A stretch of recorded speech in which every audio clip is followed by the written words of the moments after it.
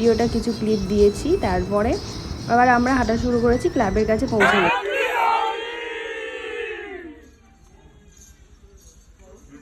পৌঁছে গিয়ে আমরা সবাই মিলে ফটো তুলেছি সবার সাথে। এত কেউ ছিল, সবার সাথে তো ফটো তোলা অসম্ভব। যাই হোক, তাও আমরা সবার সাথে যা পেরেছি তাই ফটো তুলেছি। আর মায়ের সাথে তো 2 বছর বেরোনোই হয়নি, মায়ের শরীর খারাপ ছিল, তো মা এই বছরে বেরিয়েছিল আমাদের সাথে, তাই জন্য খুব মজা হয়েছে যেহেতু মা সাথে ছিল।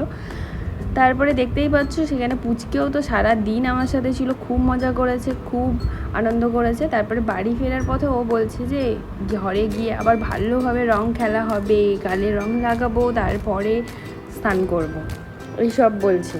তারপরে ঘরে পৌঁছে চ্যামের সাথে একটু ফটো তুললাম। চ্যাম তো ভাবছে যে কী করছে এরা সারা দিন রং ফং মেখে। তারপরে আমরা কিছু ভিডিও বানালাম।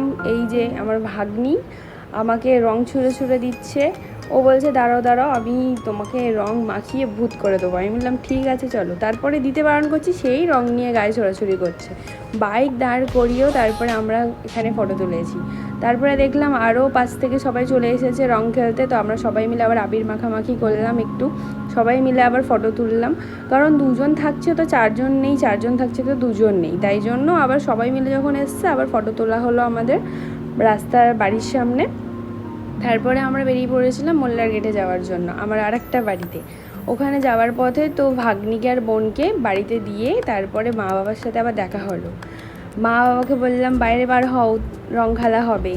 অনেকটা বেলা হয়ে গেছিলো, তাও মা বাবা তো ঘুমিয়েই পড়েছিল। তারপরে বললো বাবা এখন সময় হলো তোমার আসার। যাই হোক, তারপরে আমরা আবার সবাই মিলে ওখানেও রং মাখামাখি করলাম, আবির দিয়ে খুব গল্পও করলাম, কিছু ফটোও তুললাম। বোন তো এবার আমার সাথে গেছিলো, তো বোন আমাদের ফটোও তুলে দিয়েছিল, 2টো বোন। তারপর পাশের বাড়ি বৌদি এসে আবার আমাদেরকে লাল আবির নিয়ে এসেছে, তারপর আমরাও ব্লু কালার আবির বের করেছি, 2 জন মিলে খুব মাখামাখি হয়েছে। আমাকে এমনভাবে মাখিয়েছে পুরো মুখে মুখে ঢুকে গেছে, তো আমি মুখও খুলতে পারছিলাম না। তাই জন্য এর পরে যে ফটোগুলো তুলেছি সেগুলো মুখ বন্ধ করেই তুলেছি।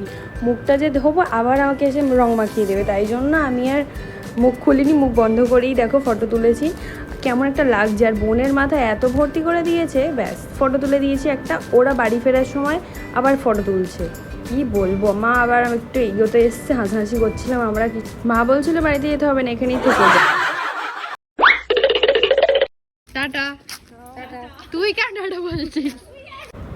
তারপরে মোল্লা গেট থেকে বেরিয়ে সবাইকে টাটা করে মা অনেকটা এগিয়ে দিয়েছিল। তারপরে টাটা করে আমরা চলে এসেছি আবার হেঁটে হেঁটে জলকলে, কারণ মোল্লা গেট দিয়ে আসতে গিয়ে আবার দাঁড়াতে হবে, অটো পাওয়া যাবে না। সেই হোলির দিনে অটো কম চলে, তাই জন্য গলির ভেতর দিয়ে জল